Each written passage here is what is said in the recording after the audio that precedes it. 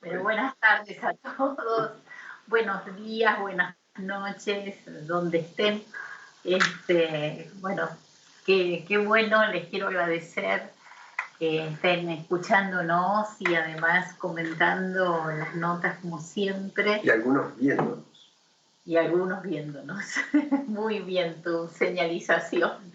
Es cierto. Gracias, profesora. No, gracias a vos. Así que vos bajaste un poquito, lo regulaste. Sí. Bueno, genial. Bueno, decidí tomar este tema, bueno, por lo que está sucediendo últimamente. ¿En dónde se puede saber? En todos lados hay En lío. todos lados. Este es uno más, no, uno menos. No, ni es uno más ni uno menos. O sea, porque además se trata tanto de la Argentina como de Cuba. Pero esencialmente lo que está pasando en Cuba es muy serio y el camino que se ha propuesto Argentina de alguna manera también. Así que, bueno, la cuestión era profundizar, o sea, mi idea era profundizar el tema de qué es lo que viene moviendo a una generación desde los años 60, 70 hasta ahora.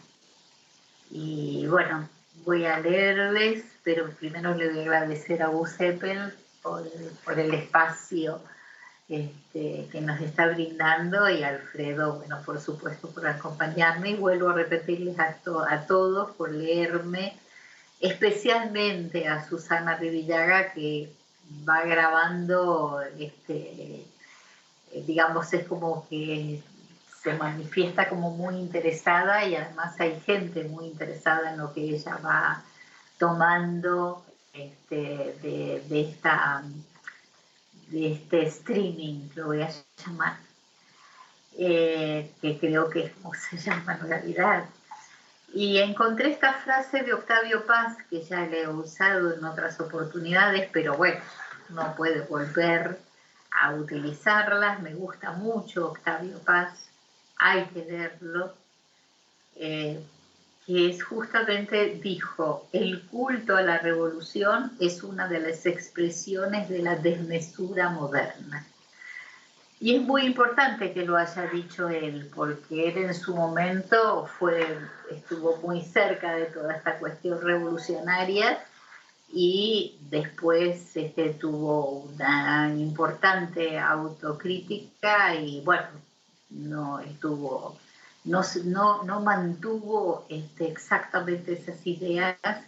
Lo mismo pasó Salto en el tiempo y en el espacio. ¿Te están escribiendo?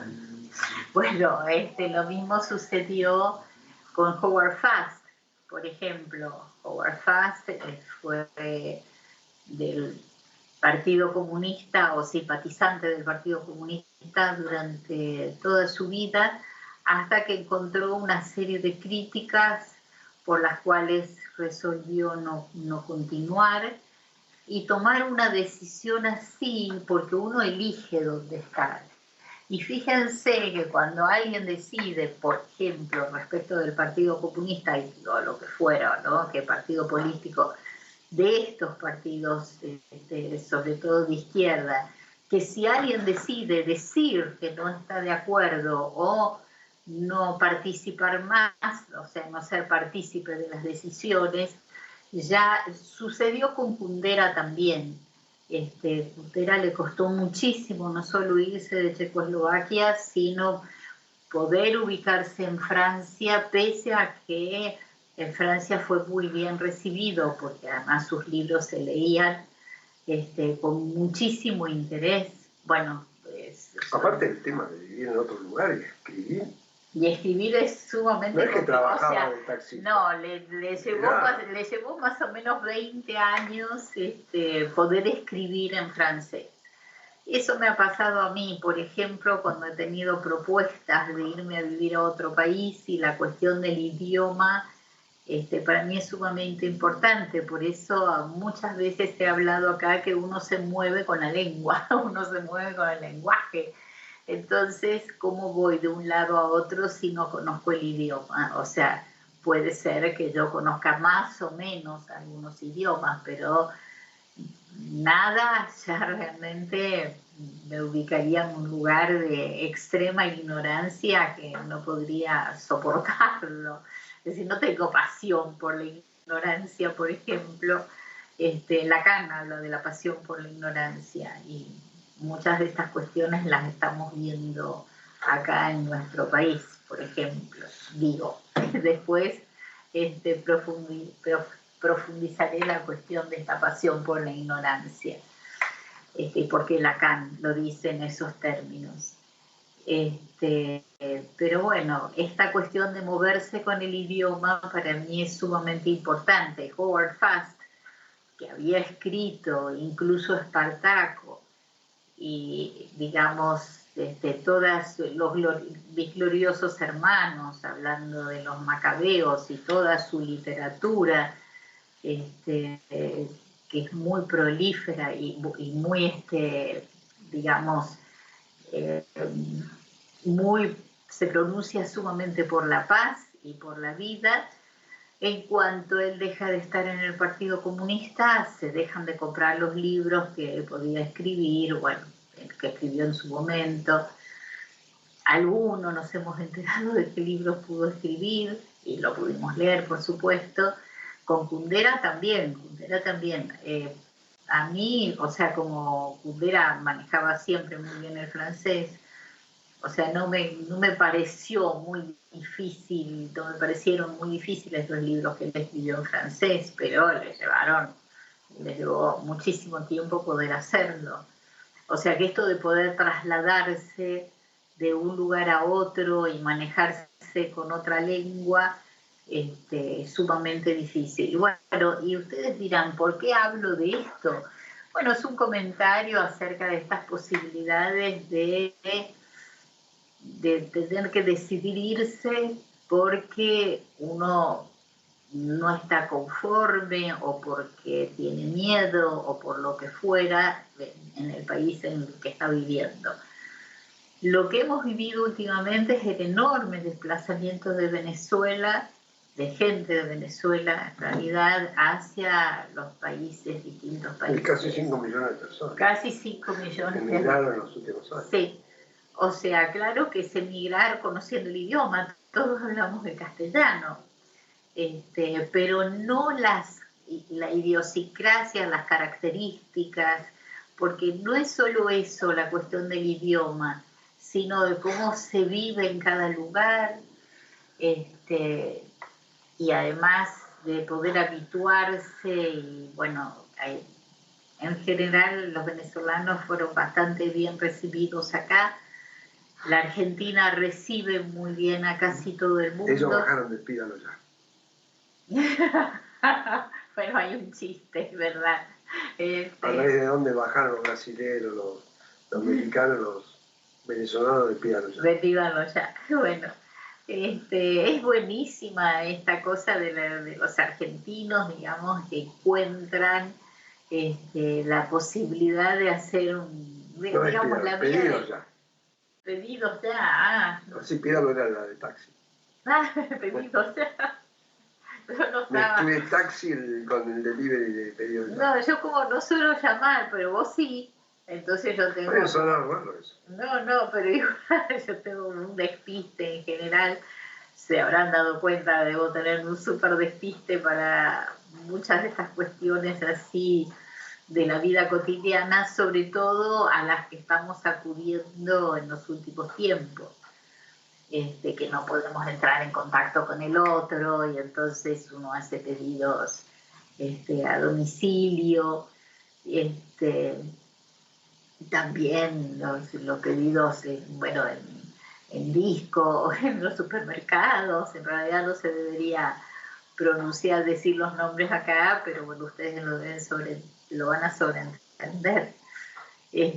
Pero bueno, esto de las desilusiones compartidas, porque hay mucha gente afectada por esta desilusión respecto de lo que suponían iba a ser un lugar mejor. Eso del paraíso perdido, o sea, lo de las ilusiones, Freud lo trabaja mucho y es como para volver a leer el libro de él, El porvenir de una ilusión.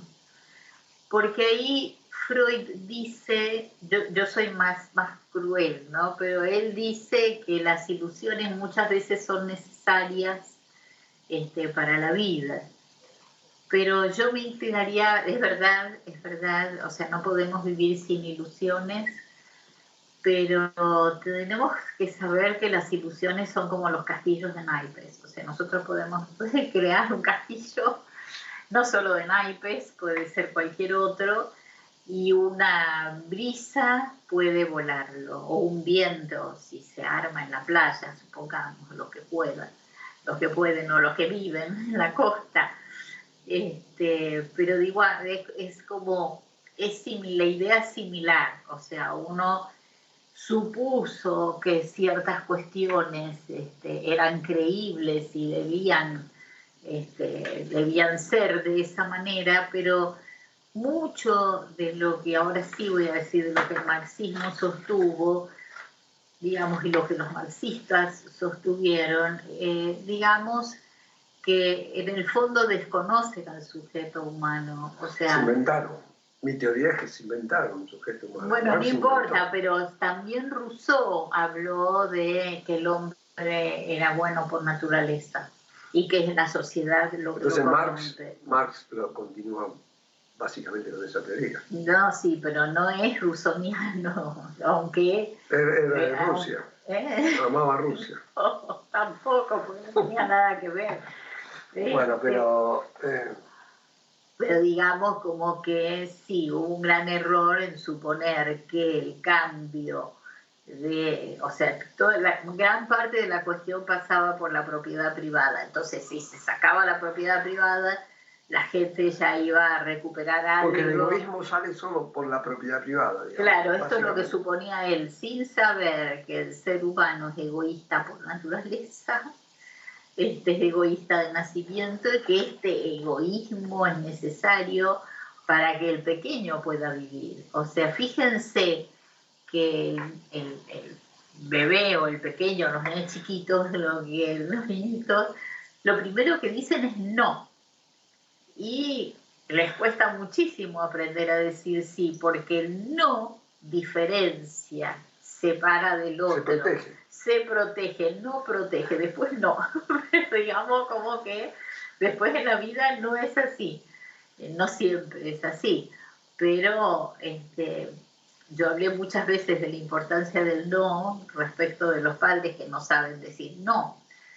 Pero digamos como que este egoísmo del pequeño es fundamental para que pueda desarrollarse, que es lo que hablamos muchas veces de narcisismo primario. O sea, que a veces yo hago un chiste como me quiero, ¿no? De una persona narcisista. Pero el narcisismo es fundamental. Es decir, que incluso los padres, porque este pequeño, este bebé, que no puede ni caminar, no puede nada, no puede arreglársela solo para nada. Depende todo de la madre. ¿No? Depende absolutamente de la madre. Para los padres es una maravilla. Eso de His Majesty the Baby es así para todos los que fuimos padres y somos padres. Siempre nuestros hijos son wow. A veces muy por encima, o sea, a veces medio... De la realidad. Sí, pero no importa, ellos se enojan con toda esta cuestión así de que algunos lo viven como una exigencia de ser no sé qué, pero tampoco siempre hay una exigencia detrás de esta cuestión, ¿no? De His Majesty the Baby, pero que no tiene ningún criterio de realidad, sí, más que completar narcisísticamente al padre. O sea, para el padre es una maravilla lo que él creó. Esto es lo que hay que tener en cuenta. Entonces va a surgir en algún momento esto de que que es perfecto, es bárbaro, y no es cierto. Pero entonces ahí el bebé es como que se arma y arma su narcisismo. voy a salir un poco de esto. Por ejemplo, cuando los analistas, o en mi caso, yo he tenido pacientes que vean artistas, actores, hay que ser muy delicados en nuestras intervenciones, porque el narcisismo hay que cuidarlo, sobre todo de un actor, un pianista, un músico, hay que cuidar, que sea un poco narcisista, bien, pero no mucho. Pero digamos, este narcisismo que tiene que ver con la estructuración del sujeto, o sea, que tiene mucho que ver con el egoísmo primario, no, digamos, hace al sujeto humano, no es una cuestión de la propiedad privada, o sea, si bien... Ahora, la interpretación, siguiendo tu razonamiento, sí, es como que el marxismo, yo digo, se inventó un sujeto, digamos, no entendió cómo se estructura el sujeto humano. No lo supo, a pesar de ser más o menos, digamos, no estaban tan desfasados respecto de Freud.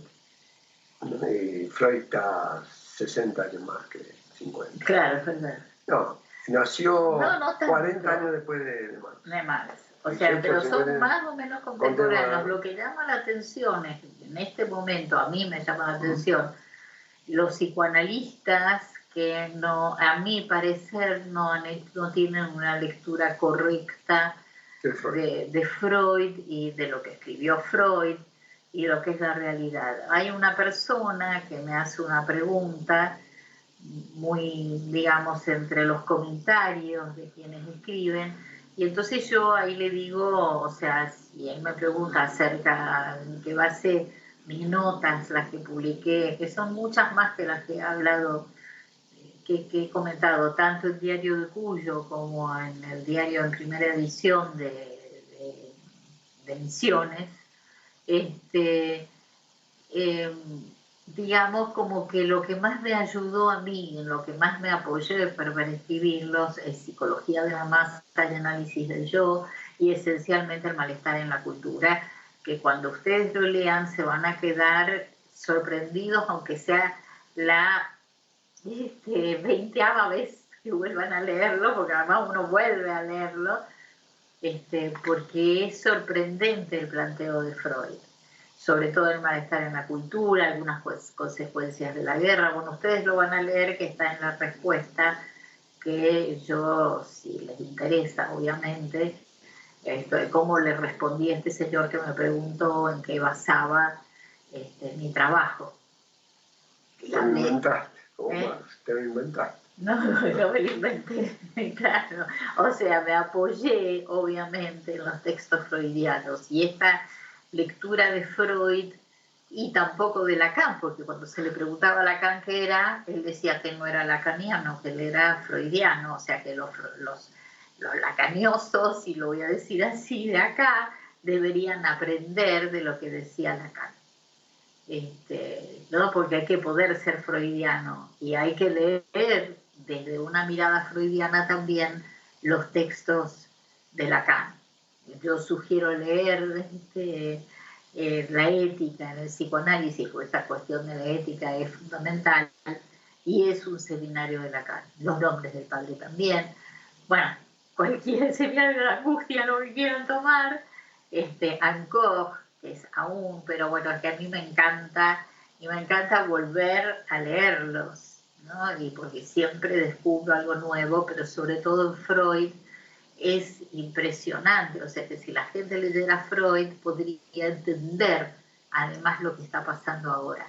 Esta cuestión de las promesas incumplidas, ¿no? Y el sufrimiento de la gente, el sufrimiento además del pueblo cubano. Es lo mismo que evaluaron la palabra, prometé y no cumplís, entonces terminó de evaluar. No, porque ya han pasado 60 años. Bueno, o sea, tiempo, no tuvieron. No tuvieron. Bueno, esto que vos estás diciendo, cada vez que yo he hecho alguna pregunta o algún comentario, siempre se me ha dicho, bueno, necesitamos otra oportunidad o no tuvimos tiempo. Yo me quedo pensando cómo que no tuvieron tiempo. O sea, tiempo hay. El asunto es que no haya corrupción, que la gente sea honesta, que se cumpla, que la gente pueda vivir en libertad. porque lo que más se pide es que la gente pueda vivir en libertad y sobre todo la prensa, que es lo que no se cumple y no se ha cumplido. Y porque la prensa es un elemento irritatorio. Todos los gobiernos, sea de derecha y de izquierda, que son tendencias a hacer dictaduras, lo que sea, la prensa es un elemento que le irrita porque le está mostrando la cara. Flaco, estás haciendo malas cosas.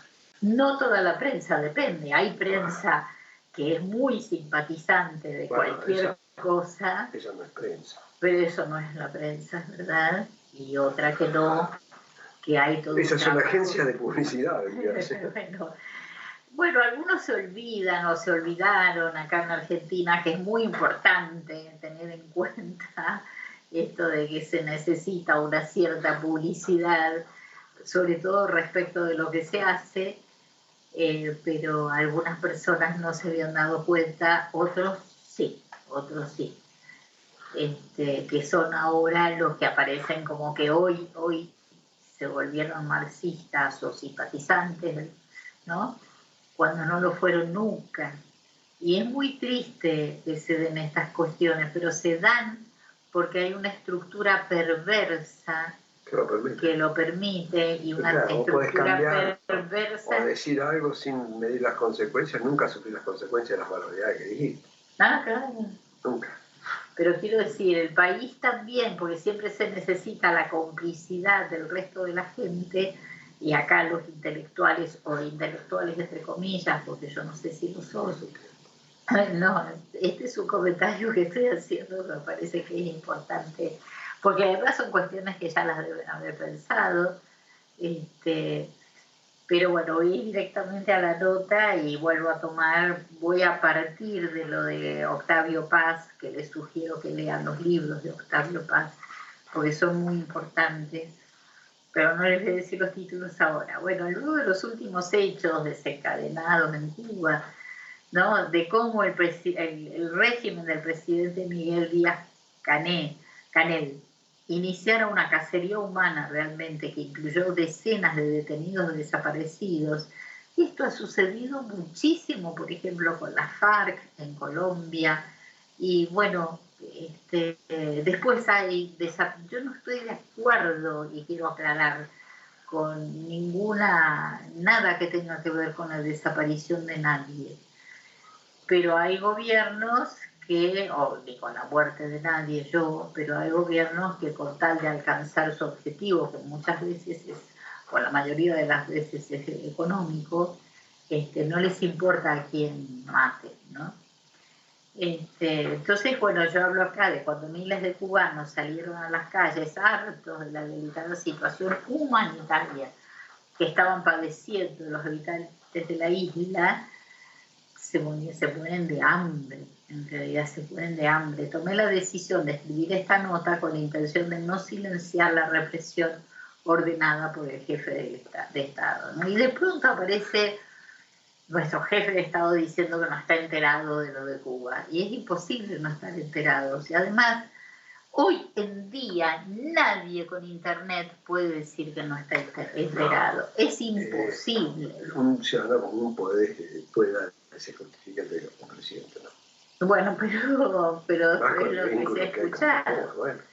Bueno, o sea, el martes pasado, por ejemplo, o sea, La Habana ordenó también el corte de internet, justo de internet ahora, para silenciar y bloquear el acceso a las redes sociales. O sea, esta es la libertad. Yo les pregunto, sobre todo, mi pregunta va dirigida a una persona, no, que me escribió diciéndome que ella era progresista y yo no, ni sé lo que se quiere decir, porque a veces se progresa hacia la muerte y no hacia la vida. O sea, todo depende de cómo se articula y dónde la palabra progreso, no como se supone, porque no tiene nada que ver con una suposición, sino cómo se articula ese significado o ese significante. Pero bueno, no que esto de interrumpir internet para que el mundo no supiera lo que estaba sucediendo en Cuba. A mí me llega muy fuerte, porque todo esto, yo siempre me he planteado, cuando sucedió la Segunda Guerra Mundial, ¿qué pasaba con el resto del mundo, por ejemplo? ¿Cómo es que no se enteraba? Claro que no existían los medios de comunicación que existen, que existen ahora. No, no existían las redes No sociales. existían las redes sociales, porque las redes sociales son Por eso sumamente hicieron el apagón de importantes. internet inmediatamente. Porque era la forma que salía al exterior todos Claro. los videos, todo. Entonces cortan, bajan la palanca. Bueno, pero es un internet muy Sí, enclenque. si el gobierno lo quiere cortar, lo corta. ¿Acá también? Sí, pero por supuesto, porque hay dos cables de entrada, uno en Las Toninas y otro viene de Brasil. Dos cables mayoristas, que por ahí va todo el internet. Entonces, cortá esos dos cables, le decía al que está manejando, levantar la palanca, corta internet, te quedaste sin internet. Lo que pasa que vía telefónica podés llegar a mandar algunas cosas, entonces sí, pero tendría que cortar telefonía también. Ay, es tremendo. Es terrible. En todo país, el internet va y viene, todo muy lindo, todo, pero siempre termina en un cable que lleva a otro país. O empieza. O empieza, lleva, va y viene, va y viene. Claro. Fíjate vos que no lo había pensado. Las Toninas es la principal entrada. Además no lo sabía, vos me lo habías comentado, pero no lo tenía. Y ahora por Paraguay, incorporado. Brasil-Paraguay. Ah, sí, eso sí. Pero no tenía una idea así respecto de las Toninas. Bueno, el martes pasado, que fue martes 13, cuando la periodista Yutzanevin Pérez, ¿no?, una de las más activas defensoras de las libertades individuales y de los derechos humanos en aquel país, publicó un video en el que se muestra la brutalidad con la que la dictadura emboscó a una persona desarmada en la azotea de un edificio y lo dejó inconsciente a fuerzas de golpes. Entre varios agentes de seguridad, dijo textualmente que el régimen castrista activó su máxima represión contra manifestantes pacíficos desarmados. El mundo no puede callar ante los gritos de libertad de los cubanos que quieren ser silenciados. Acá no voy a leer un poquito más, voy a comentar antes de pasar a leer lo que hago siempre. Igual ustedes disponen de esto, pero sí quiero esto de los malentendidos que genera la palabra revolución, porque la gente no sabe lo que quiere decir la palabra revolución. Ay, queda lindísima. Pero si uno busca la etimología de la palabra revolución, que quiere decir volver, ¿no?, y a su vez del latín revolutio, que es regreso, entonces, bueno, ¿hacia dónde regresan las revoluciones? Porque ha habido un montón, pero ninguna pudo mantenerse en el tiempo. Sigmund Freud, en El malestar de la cultura, analizó la cuestión del comunismo y además lo dice, o sea, ¿qué pasa con los psicoanalistas que no lo leyeron? ¿No? Además de su posible fracaso, porque según el comunismo, el motivo de la corrupción de la naturaleza humana radica en la propiedad privada, que es lo que hablamos al comienzo, y que si desaparecieran las desigualdades económicas, su bondad inherente a su naturaleza sería restituida. Y ahora, espera un cachito, suponer que las mejoras económicas conllevarían un cambio en la naturaleza de los seres hablantes fue, a mi parecer, la ilusión positivista del marxismo. O sea, lo podemos pensar todos. Como las tendencias agresivas forman parte de la naturaleza humana, existen antes de la existencia, obviamente, de la propiedad privada. Pero fíjense toda esta historia con la propiedad privada, porque en este último tiempo, bueno, yo voy y le quito al otro, bueno, esto es para mí, porque... Es como cuando dos chicos se pelean, ¿no? Ahí ya, antes de saber la propiedad privada, este juguete es mío y es mío. Tienen bueno, un añito y se pueden pelear brutalmente. Bueno, no había pensado yo en los chicos. Sí, por un juguete de ellos. Y nadie, todavía la sociedad no influye en él. Es impresionante. Es impresionante porque ahí lo ves como es en la estructura del sujeto humano. Sí, un bebé que cualquier lugar. Así se constituye, sí. Si no podría, sí. ¿no? O sea, no podría fortificarse. Pero bueno, vamos a interrumpir ahora y vamos a continuar en un Gus, ratito. te damos el control. Gracias.